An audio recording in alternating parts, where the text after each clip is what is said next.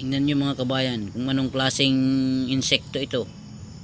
Tingnan nyo ng mabuti mga kabayan.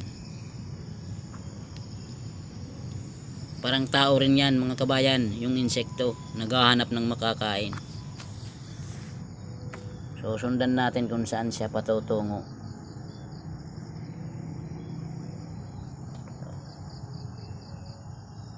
Ang laki, no?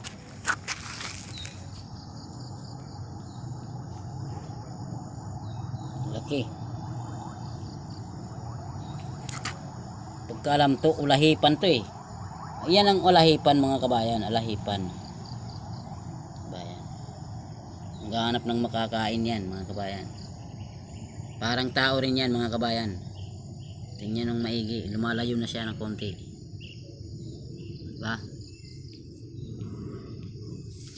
Kabayan. Wala na siya.